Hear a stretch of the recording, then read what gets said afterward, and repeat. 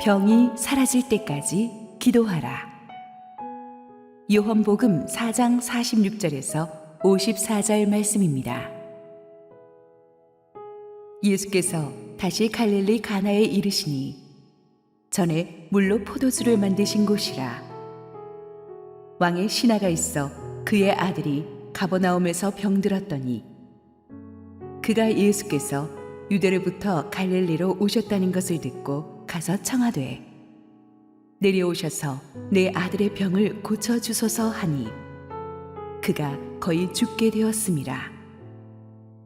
예수께서 이르시되 너희는 표적과 기사를 보지 못하면 도무지 믿지 아니하리라. 신하가 이르되 주여 내 아이가 죽기 전에 내려오소서. 예수께서 이르시되 가라 내 아들이 살아있다 하시니 그 사람이 예수께서 하신 말씀을 믿고 가더니 내려가는 길에서 그 종들이 오다가 만나서 아이가 살아있다 하거늘 그 낫기 시작한 때를 물은즉 어제 7시에 열기가 떨어졌나이다 하는지라. 그의 아버지가 예수께서 내 아들이 살아있다 말씀하신 그때인 줄 알고 자기와 그 온 집안이 다 믿으니라. 이것은 예수께서 유대에서 갈릴리로 오신 후에 행하신 두 번째 표적이니라. 우리 함께 기도하시고 하나님 말씀 보겠습니다. 사랑하는 아버지, 은혜를 감사합니다. 수많은 분들이 입교하고 세례를 받으니 천국 잔치와도 같습니다. 하나님께서 이분들의 인생을 주관하시고 축복하여 주시고 오늘 또 예배 가운데 말씀하시고 부족한 종은 온전히 감춰 주시옵소서. 예수님 이름으로 기도했습니다. 아멘. 오래전에 폭풍으로 배가 난파되었습니다. 한 남자만 유일하게 살아남아서 이제 무인도에 정착했습니다. 그는 날마다 살려달라고 하나님께 부르짖었습니다. 매일 구조받을 수 있을까 하는 희망으로 기도하고는 꼭 지평선 너머로 배가 지나가는지를 살펴보았습니다. 그런데 아무 배도 지나가지 않아서 그는 낙심에 빠졌습니다.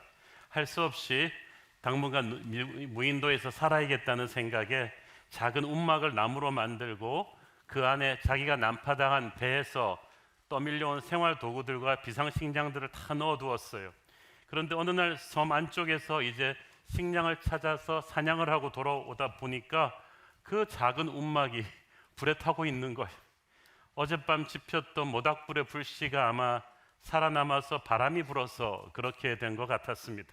어쨌든 그나마 가지고 있던 모든 것이 그 불과 함께 잿더미로 변해버렸으니까 그는 기가 막혔습니다. 이제는 무인도에서 살 수 있는 여력도 없어졌어요. 한동안 주저앉아서 기도하고 울다가 낙심해서 잠이 들었는데 한참을 자고 일어나 깨보니까 배가 섬에 상륙해가지고 사람들이 그를 구하러 오고 있는 거 아니겠어요? 아니 제가 여기 있는 걸 어떻게 아셨어요? 그러자 선원들이 말하기를 멀리서 연기가 솟아오르는 거 보고 알았죠. 와서 보니까 당신 오두막이 불에 타 잿더미가 됐군요. 하지만 그 덕분에 우리가 여기 사람이 있는 줄 알고 여기 상륙해서 당신을 구하게 되었습니다. 우리 인생에도 그렇습니다. 무인도에 표류하게 되고 그나마 가지고 있는 움막도 다 터버리는 최악의 상황이 올 수도 있는데 그게 불에 탄 게 오히려 우리를 결정적으로 살리는 소망의 또 새로운 출구가 될 수도 있는 것입니다. 오늘 우리는 사랑하는 아들을 병으로 잃을 뻔했던 절망적인 상황의 한 아버지가 겪은 이 기적의 이야기를 함께 한번 나누어 보고자 합니다. 46절을 보십시오. 예수께서 다시 갈릴리 가나에 이르시니 전에 물로 포도주를 만드신 곳이라. 왕의 신하가 있어 그의 아들이 가버나움에서 병들었더니. 예수님께서 가나로 다시 오셨다는 것은 전에 한번 오신 적이 있다는 이야기죠. 전에가 언제일까요? 지난주죠. 물이 변하여 포도주가 된 그때죠. 너무 어렵게 생각하지 마십시오. 요한이 왜 굳이 예수님의 첫 기적이 일어났던 물이 변하여 포도주가 된 사건이 가나라는 사실을 언급하겠습니까? 그것은 중요하다는 얘기예요. 예수님이 한 장소에 2번 연거푸 오셨고 거기서 계속해서 기적이 일어났다는 것은 우연이 아닙니다. 가만히 보면 기적이 일어나는 땅이 있고 기적이 자꾸 일어나는 사람이 있어요. 저는 여러분의 인생이, 여러분의 집이, 우리 교회가 자꾸 기적이 일어나는 가나와 같은 축복의 땅이기를 축원합니다. 예수께서 처음 가나에 오셔서 물을 포도주로 바꾸는 기적을 행하신 뒤에, 그때가 요한복음 2장이었는데 오늘 요한복음 4장이잖아요. 그 짧은 사이에 많은 일들이 일어났습니다. 그는 가나에서 이제 예루살렘으로 올라가셨어요. 예루살렘에서 성전을 막 장사치들이 더럽히는 걸 보고 마음이 아프셨고, 또 거기서 많은 기적을 행하셨지만 이 세련된 예루살렘 사람들은 기적에만 관심이 있었지 정작 기적의 주인공이신 예수님을 진지하게 믿어보려는 시도를 하지 않았어요. 마치 신랑 신부의 결혼을 축하하러 온 하객이 아니라 그 정말 결혼식 음식만 탐하러 온 하객들처럼 예수님은 그걸 보면서 가슴이 아프셨어요. 물론 예루살렘에서 니고데모처럼 진지하게 믿음을 찾는 구도자도 만났지만 그 외에는 없었어요. 그래서 예수님께서 마음이 너무 허하셔서 갈릴리 고향으로 다시 내려오시게 됩니다. 내려오시는 길에 우연히 사마리아에 들리셨다가 거기서 우물가에 있는 여인을 만나시죠. 스토리 기억하시죠? 그래서 그 우물가에 있는 여인에게 복음을 전해주시고 그녀가 구원받은 다음에 달려가서 동네 사람들을 다 전도하지 않습니까? 그래서 동네 사람들이 다 와서 복음을 듣고 사마리아에 거대한 부흥운동이 일어납니다. 예수님께서 기쁘셨어요. 유대인들이 멸시하는 사마리아였지만 한 사람의 변화로 인해서 기적을 보여주지 않았는데도 사람들이 예수님을 믿고 거듭나는 축제가 일어났거든요. 그래서 너무 기대했던 예루살렘 사람과는 다른 사마리아의 은혜를 또 체험하고 이제 가나로 오신 거예요. 제가 왜 이 이야기를 장황하게 드리냐 하면 이 모든 예수님의 동선이 오늘 예수님이 이 왕의 신하를 대하는 이 태도를 좀 설명해 주는 맥락이 되기 때문입니다. 자, 가나로 돌아오신 예수님께 사건이 일어나는데 왕의 신하가 있어서 그의 아들이 가버나움에서 병들었더니, 그래서 왕의 신하가 왔다고 했어요. 이 왕의 신하라 하면 그 당시 유대왕 헤롯을 말하는데 성경에 헤롯이 예수님 아기 때 헤롯부터 이렇게 돌아가실 때 헤롯까지 굉장히 많이 한 3-4명 나옵니다. 다 나쁜 사람이라고 보면 됩니다.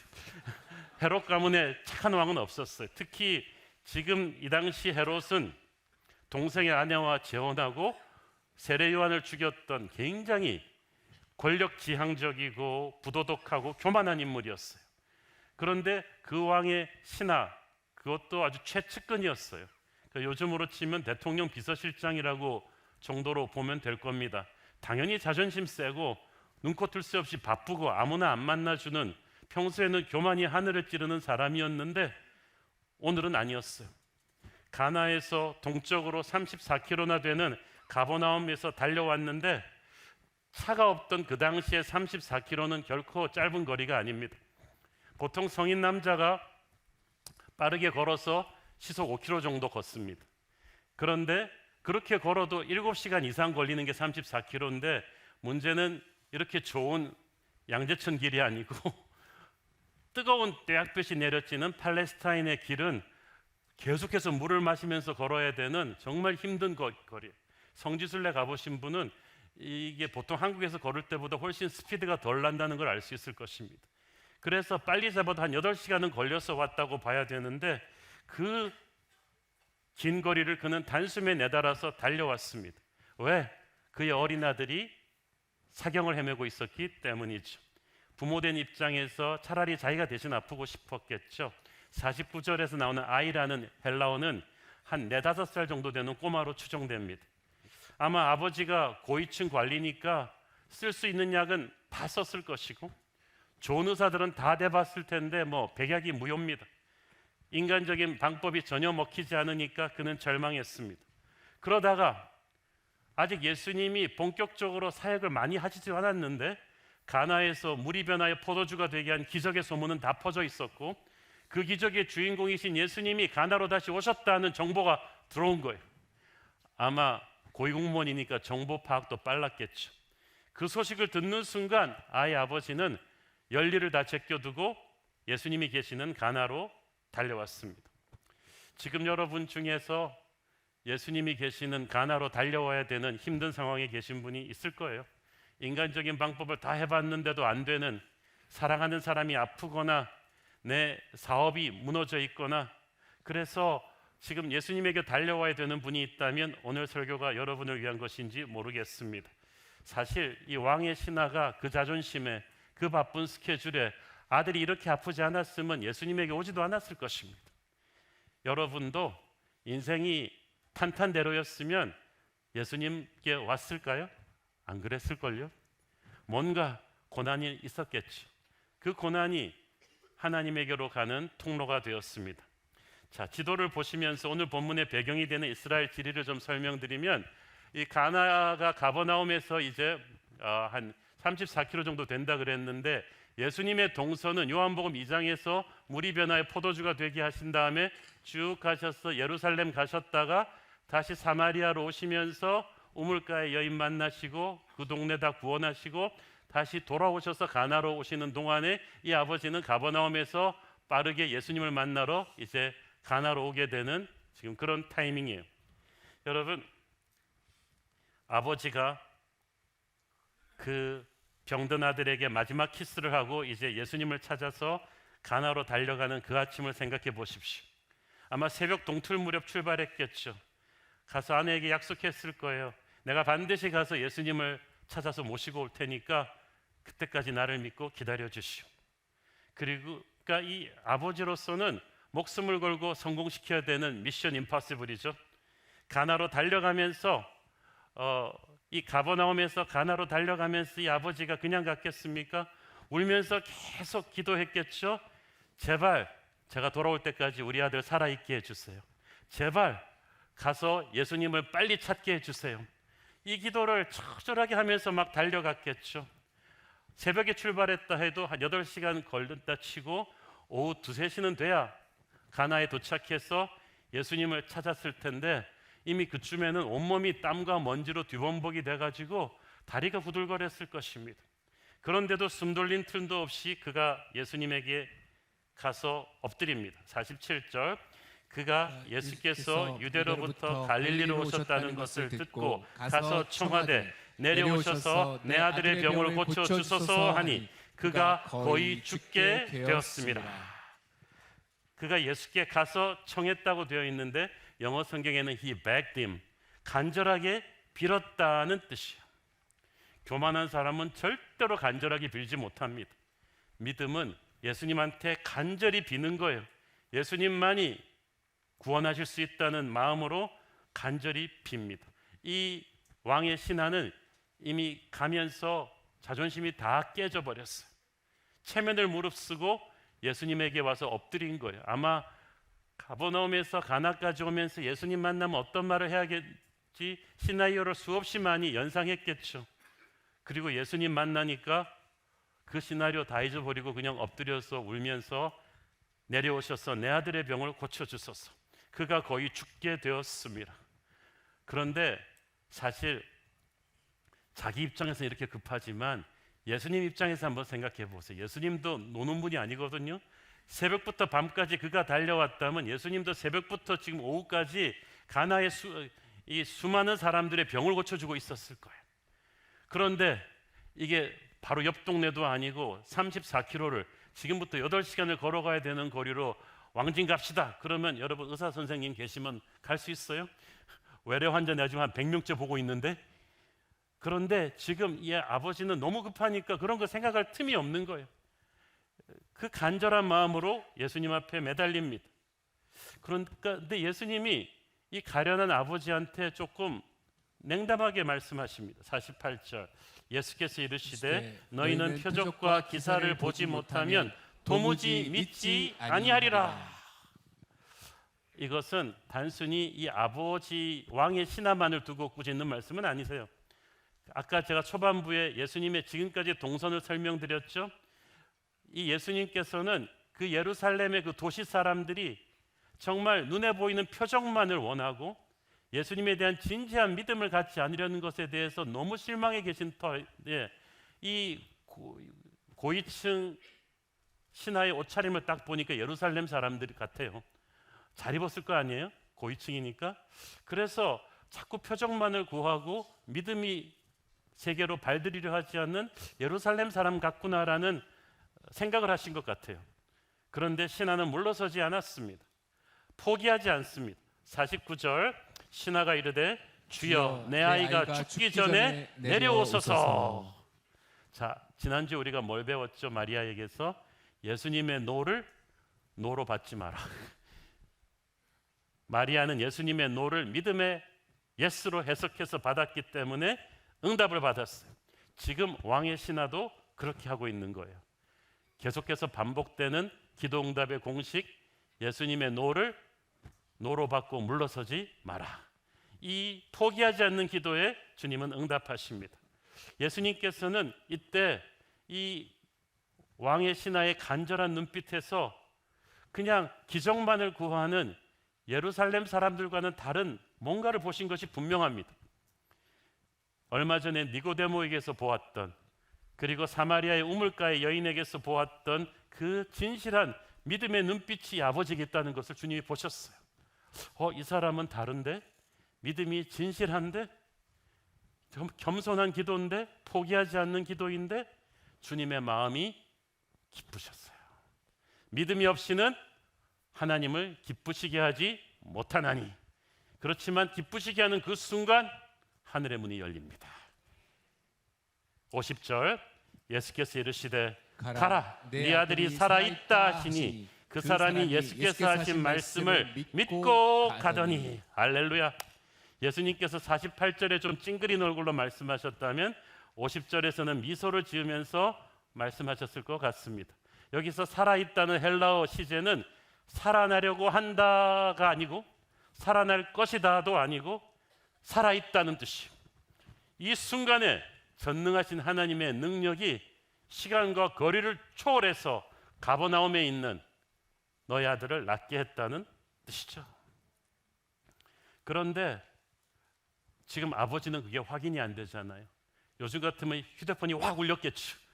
나았다고. 그러면 확인이 되는데 지금 확인이 안 되는 상태에서 아버지의 지금 오리지널 플랜은 이게 아니었어요. 예수님을 모시고 자기 집으로 모시고 가서 안수를 해서 낫게 하려는 건데 이미 나았으니까 말만 믿고 돌아가라.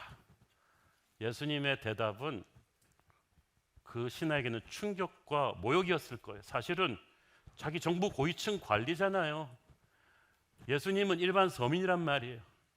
보통 대통령 비서실장을 만나려고 해도 자기 같은 사람이 찾아왔다 그러면 버선발로 뛰어나갔고 영접해야 될 텐데 이 초라한 나사렛의 랍비 주제에 나 같은 사회 고위층이 부탁하는데 말만 나왔으니까 믿고 가라고? 이런 무례한 막 이런 화가 났을 수도 있어요. 그런데 아이 아버지가 그렇게 하지 않죠. 50절에 보니까 그 사람이 어떻게 갔다고요? 예수께서 하신 말씀을 믿고 가더니. 투덜거리면서 간 게 아니에요.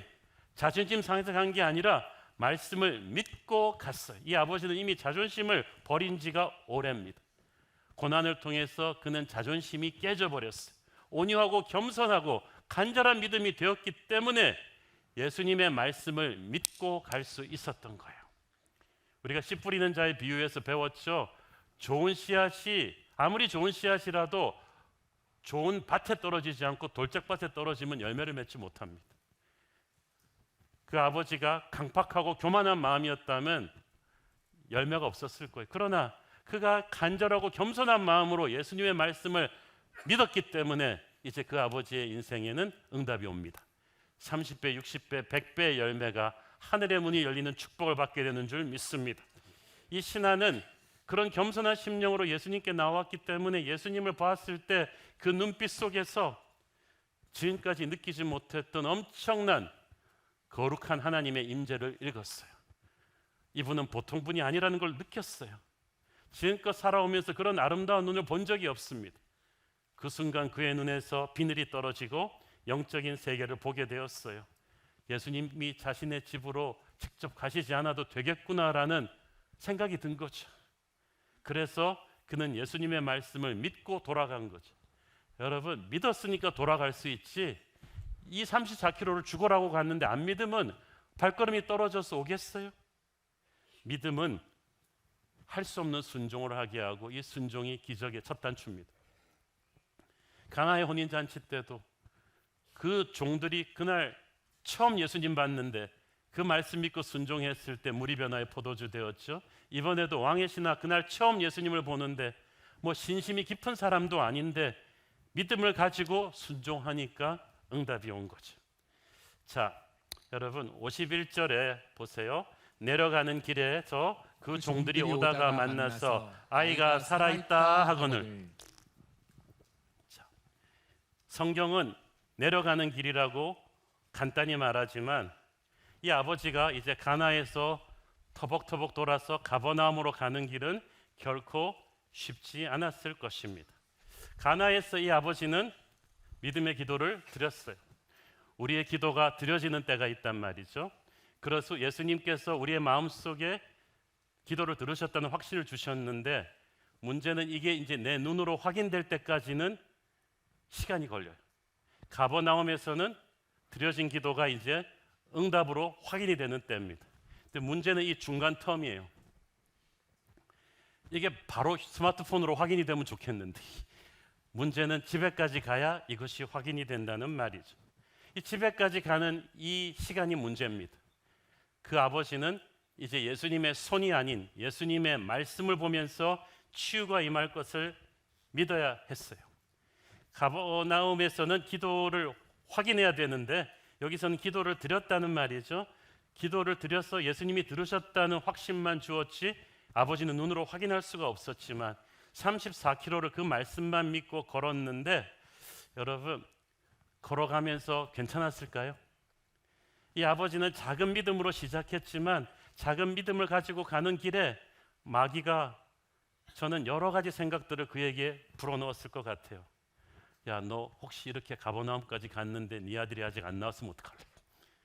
그러면 다시 가나로 돌아가서 주님을 다시 찾아야 될 텐데 예수님은 항상 다니시는 분인데 그때 가나에 계신다고 누가 보장할 수 있어?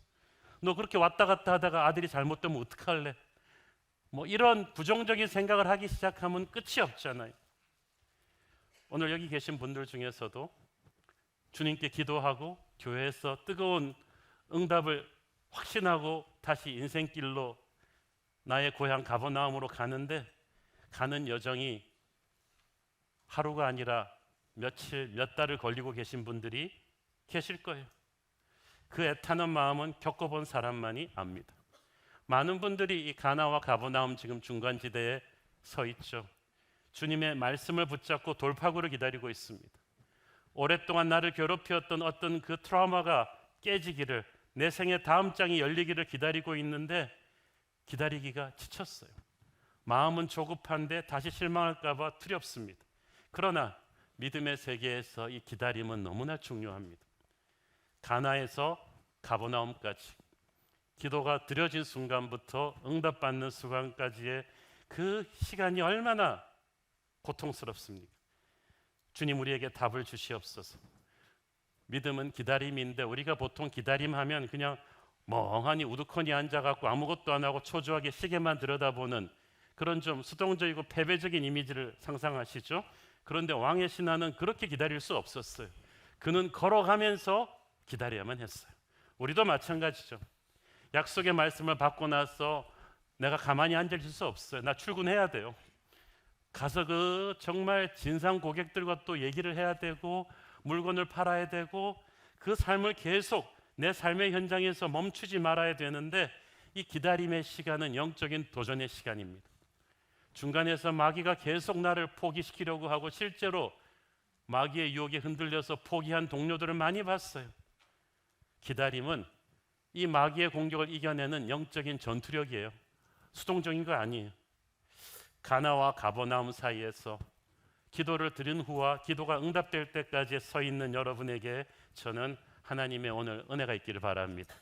이 시간 동안에만 빌드업되는 믿음의 근육이 있어요. 이 시간을 거치지 않으면 이 믿음의 근육은 생기지 않아요.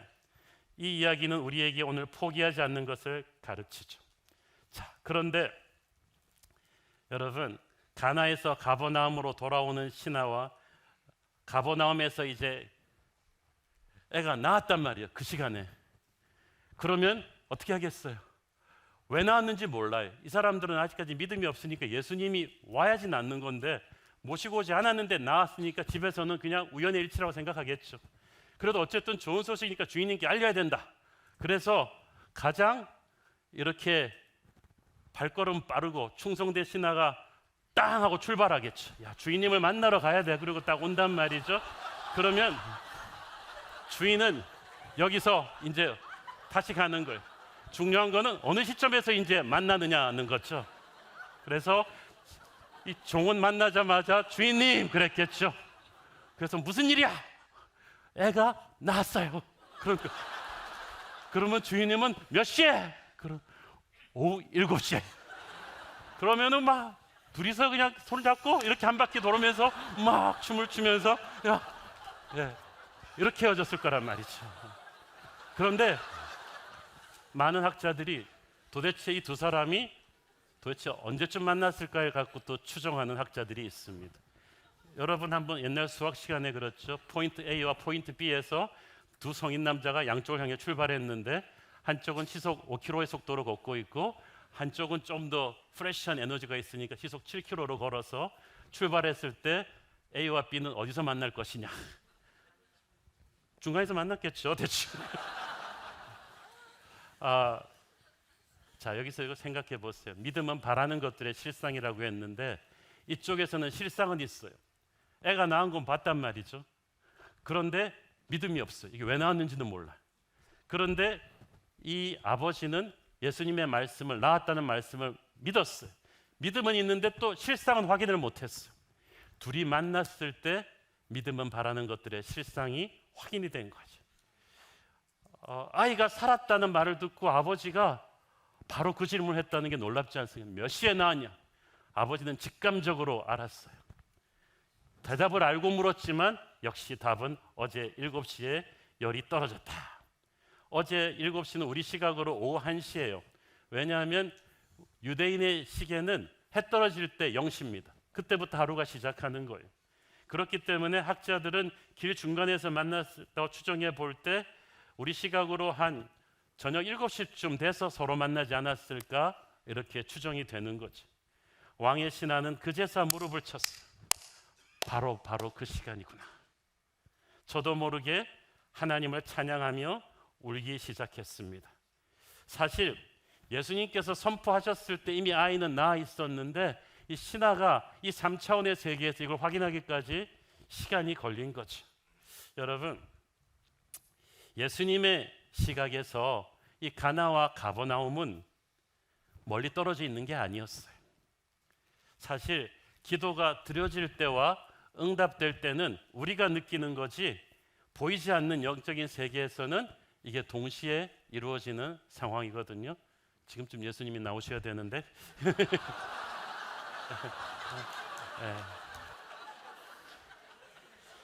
예수님이 선포하시는 순간에 이미 아이는 낳아서 응답이 되었고 이제 그 주인에게 그걸 확인시켜가는 시간을 예수님께서는 위에서 보셨을 거예요. 가나와 가버나움이 두 개가 하나가 몰지되는 바로 그 시간. 지금도 그러실지 모르겠습니다.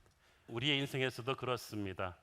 우리가 보지 못했을 뿐이지 확인하지 못했을 뿐이지 영의 세계에서 기도가 드려졌을 때 하나님의 마음을 기쁘게 하는 기도가 드려졌을 때 주님의 말씀이 영적인 느낌으로 여러분에게 왔다면 이제 영의 세계에서 가나와 가버나움은 하나예요.